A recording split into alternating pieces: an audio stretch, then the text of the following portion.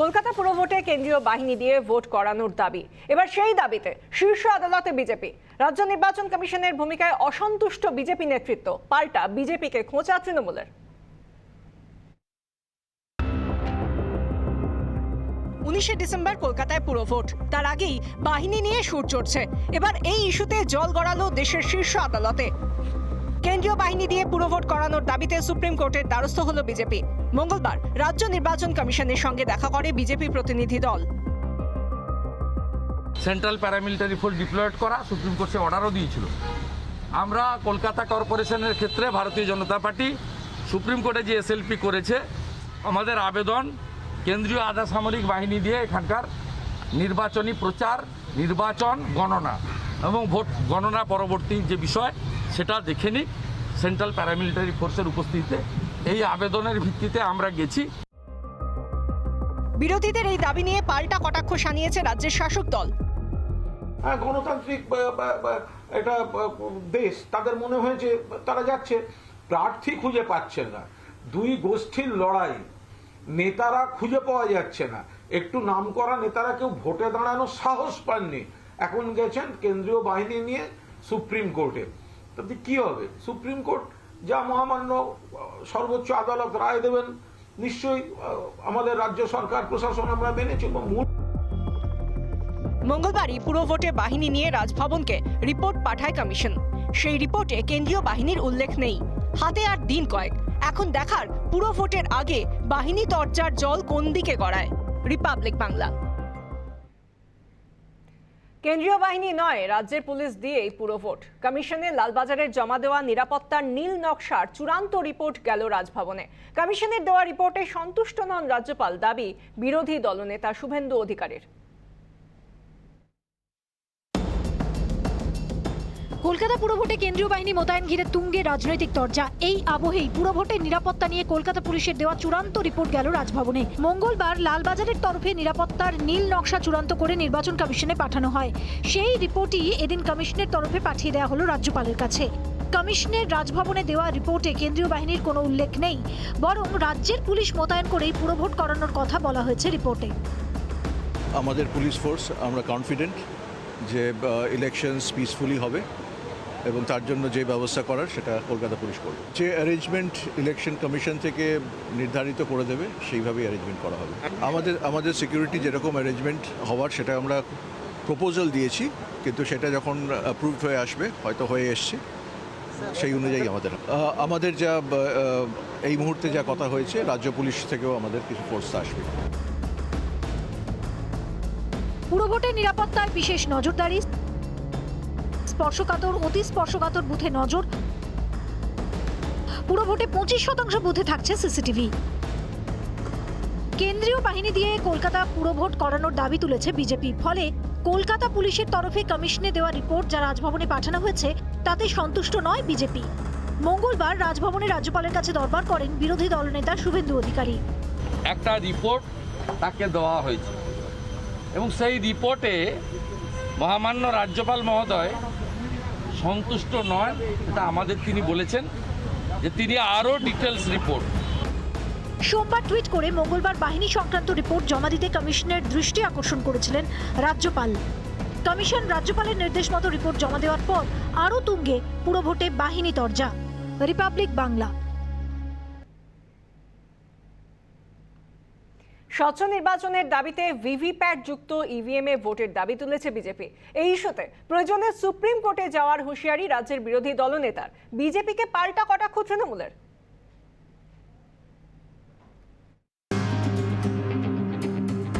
VVPAT যুক্ত EVM দিয়ে vote করানোর দাবি তুলেছে বিজেপি। এই ইস্যুতে হাইকোর্টের দ্বারস্থ হয়েছে। ভিভিপ্যাট যুক্ত ইভিএম ছাড়া নিরপেক্ষ ভোট সম্ভব নয় বলে হাইকোর্টে জানিয়েছেন বিজেপির আইনজীবী। প্রয়োজনে জাতীয় নির্বাচন কমিশনের সাহায্য চাওয়ারও পরামর্শ দিয়েছেন তিনি। এই ইস্যুতে প্রয়োজনে শীর্ষ আদালতে যাওয়ার হুঁশিয়ারিও দিয়েছে বিজেপি। কিন্তু ভিভিপ্যাট একটা বড় ইস্যু, এই ইস্যু নিয়ে আমরা হাইকোর্টে লড়ছি।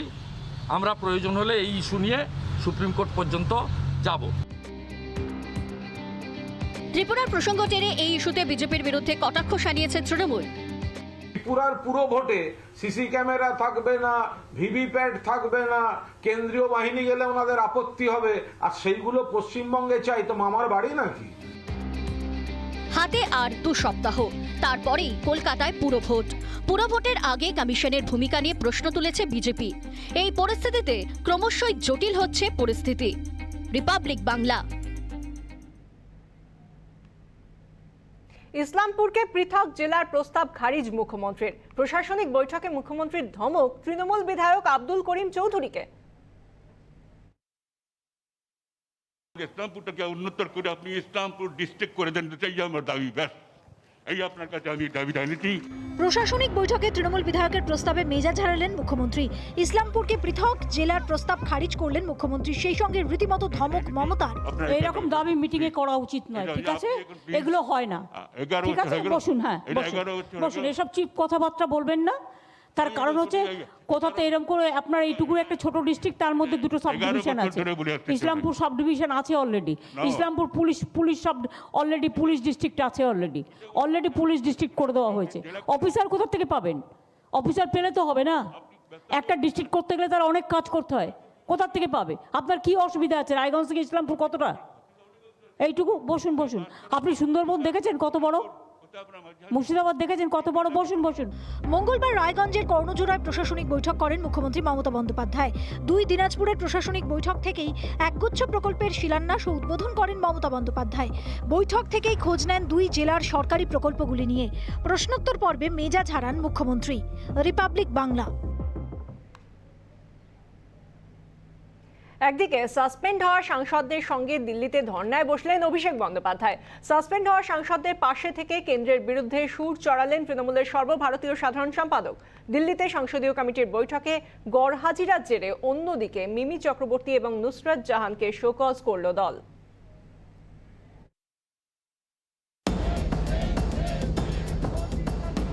সংসদের শীতকালীন অধিবেশনে সাসপেন্ড হয়েছেন তৃণমূলের 12 জন সাংসদ। তারই প্রতিবাদে গান্ধী মূর্তির পাদদেশে ধর্ণা অবস্থানে সামিল তৃণমূল। সাসপেন্ড হওয়া সাংসদদের ক্ষমা চাওয়ার দাবি জানিয়েছেন সংসদীয় মন্ত্রী প্রহ্লাদ जोशी। उनको बता दीजिए है कि इफ यू अपोलोजाइज, आप अगर माफी मांगते हैं तो जो आपने किया है सब देश देख चुका है, the country has witnessed it and it is on record. इसलिए आप अगर क्षमा प्रार्थना करते हैं तो हम आज ही देने के लिए, वापस लेने के लिए तैयार हैं। যদিও কেন্দ্রীয় মন্ত্রীর এই আবেদন প্রত্যাখ্যান করেছেন তৃণমূলের সর্বভারতীয় সাধারণ সম্পাদক। মঙ্গলবারই দিল্লি পৌঁছে ধর্ণা মঞ্চে যোগ দেন তিনি। ওনার পার্টিরই ওনার যে সহকর্মী এবং সতীর্থ হরদীপ সিং পুরী, ইউনিয়ন মিনিস্টার, পার্লামেন্টের ফ্লোরে অসভ্য ভাষার গালাগালি, অসমীচীন ভাষার গালাগালি ব্যবহার করেছে। উনি আগে নিজে অ্যাপোলোজাইজ করুন হাউসে এসে, তারপর অপোজিশন এমপিদের কাছে অ্যাপোলজির অফার দেবেন। অপোজিশন এমপিরা সাধারণ মানুষের দাবি দাবা নিয়ে যদি সরব হয়, তাদের সাসপেন্ড করে দেওয়া হচ্ছে, গায়ের জোরে সংসদ চালানো হচ্ছে। এই দ্বিচারিতা তো চলতে পারে। শীতকালীন অধিবেশন শুরু থেকেই উত্তপ্ত সংসদ। বাংলা পেরিয়ে তৃণমূল বিজেপি রাজনৈতিক লড়াইয়ে তপ্ত দেশের রাজধানী শহর। রিপাবলিক বাংলা। পশ্চিম মেদিনীপুরের ধানঝাটি গ্রামে আলু চাষির মৃত্যু। পরিবারের দাবি, ঋণ নিয়ে আলু চাষ করেছিলেন ওই চাষি, কিন্তু অকাল বৃষ্টিতে আলু চাষ ভেস্তে গেলে ঋণ শোধ করা মুশকিল হয়ে যাবে। এই আশঙ্কায় আত্মহত্যা করেন ওই আলু চাষি, দাবি পরিবারের। ডিসেম্বরের শুরুতে নিম্নচাপের জেরে একটানা বৃষ্টি, বিঘার পর বিঘা জমি জলের তলায়। শীতকালীন ফসল থেকে ধান ও আলু চাষে ব্যাপক ক্ষয়ক্ষতির আশঙ্কা চাষিরা।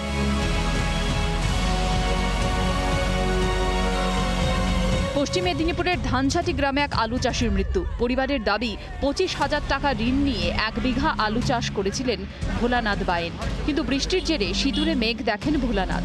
পরিবারের দাবি, ঋণ শোধের আশঙ্কায় বিষ খেয়ে আত্মহত্যা করেছেন ওই চাষি।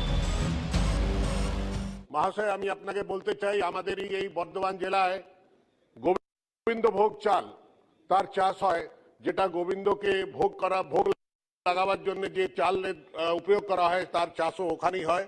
তার অনেক নষ্ট হয়েছে। কিন্তু সবচেয়ে বড় দুঃখের কথা, প্রধানমন্ত্রী ফসল বীমা যোজনা পশ্চিম বাংলায় লাগু হয়নি।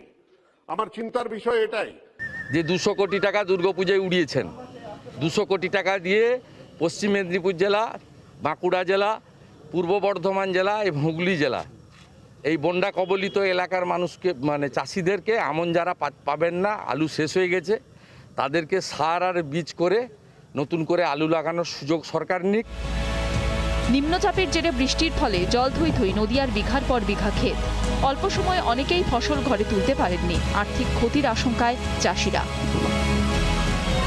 একই অবস্থা পূর্ব মেদিনীপুরের চাষিদেরও। বহু ধান জমিতে প্রায় হাঁটু জল জমে রয়েছে। এই অবস্থায় কতটা লাভের মুখ দেখবেন তা নিয়ে চিন্তায় চাষিরা।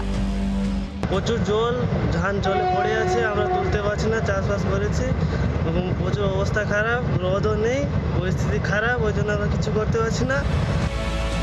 বৃষ্টিতে জলমগ্ন ক্যানিংয়ের বিস্তীর্ণ এলাকা। বৃষ্টির জলে নষ্ট টমেটো বাগান। শীতকালীন ফসল মাঠে পড়ে থাকায় চিন্তিত ভাঙড়ের বহু চাষি। রিপাবলিক বাংলা। সরকারি অফিসে হাতে আগ্নেয়াস্ত্র নিয়ে পোজ দিচ্ছেন মালদা পঞ্চায়েত সমিতির সভাপতি। এমন একটি ছবি সোশ্যাল মিডিয়ায় ভাইরাল, আর তা নিয়ে সমালোচনার সুর চড়িয়েছে বিজেপি, যার বিরুদ্ধে অভিযোগ তিনি বলছেন সবটাই ষড়যন্ত্র।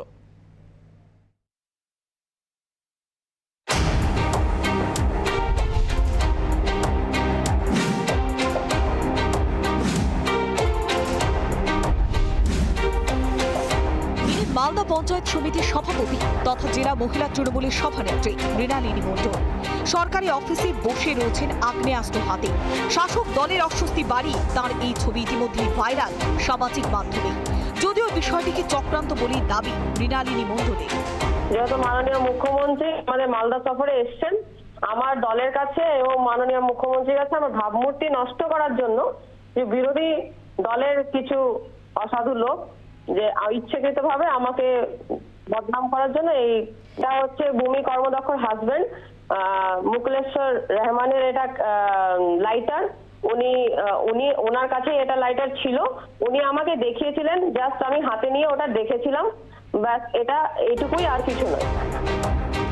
এবারই প্রথম নয়, আগেও একাধিকবার বিতর্কে জড়িয়ে দলকে অস্বস্তিতে ফেলেছেন মালদা পঞ্চায়েত সমিতির সভাপতি। মৃণালিনী মণ্ডলের স্বামীও বিডিও অফিসে ঢুকে সরকারি কর্মীকে মারধর করে বিতর্কে জড়ান।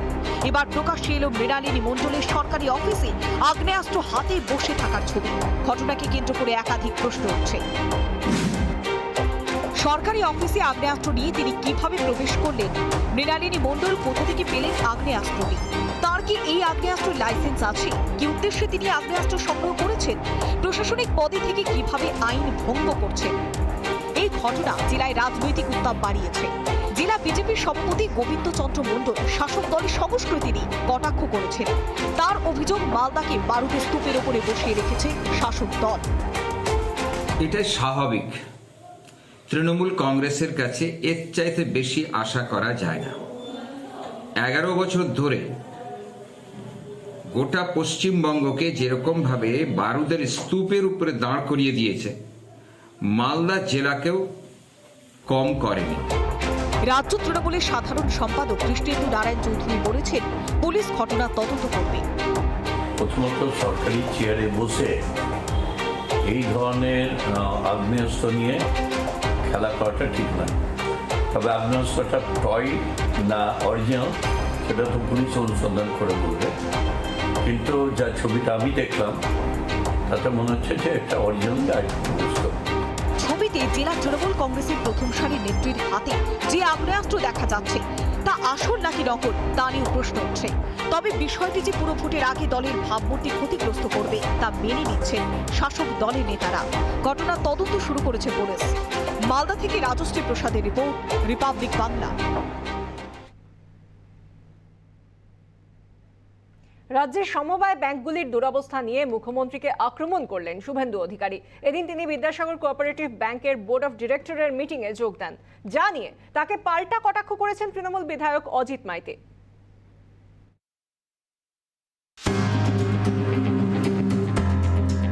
রাজ্যের সমবায় ব্যাংকগুলির দুরবস্থা নিয়ে মুখ্যমন্ত্রী মমতা বন্দ্যোপাধ্যায়কে দুষলেন শুভেন্দু অধিকারী।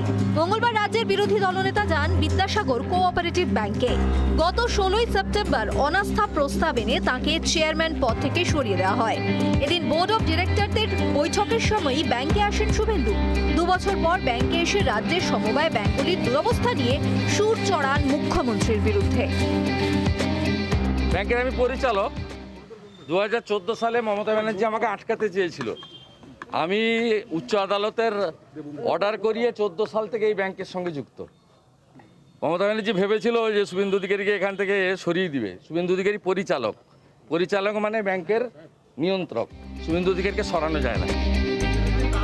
16ই নভেম্বর ব্যাংকের চেয়ারম্যান হিসেবে দায়িত্ব নেন প্রদীপ পাত্র। তার দাবি, গত 5টি বোর্ড অফ ডিরেক্টরের মিটিংয়ে যোগ দেননি শুভেন্দু অধিকারী। এদিনও বৈঠকে যোগ না দিয়ে তার ডিরেক্টরশিপ নিয়েই প্রশ্ন উঠত।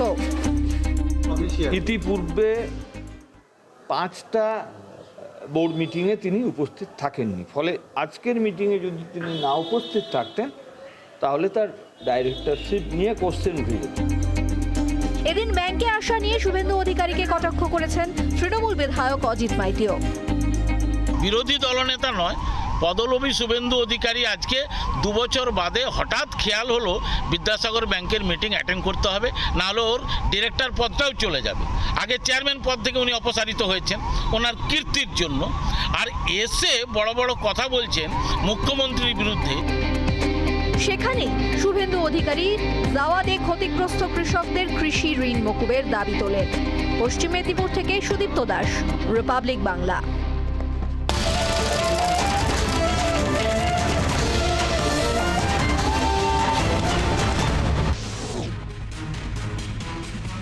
বৃষ্টিতে ক্ষতিগ্রস্ত বনগাঁর মাঠের ফসল ক্ষতিপূরণের দাবিতে আন্দোলনে কৃষক সংগঠন। পাশাপাশি বনগাঁ ব্লক অফিসে স্মারকলিপি জমা দিলেন সিপিএম এর শ্রমিক সংগঠনের সদস্যরা। বিক্ষোভে উত্তরবঙ্গ ডেন্টাল কলেজের চিকিৎসকরা। একাধিক দাবিতে কলেজের মেঝেতে বসে বিক্ষোভ দেখান তারা। রোগী পরিষেবা ব্যাহত না করেও বিক্ষোভ চলবে বলে দাবি চিকিৎসকদের।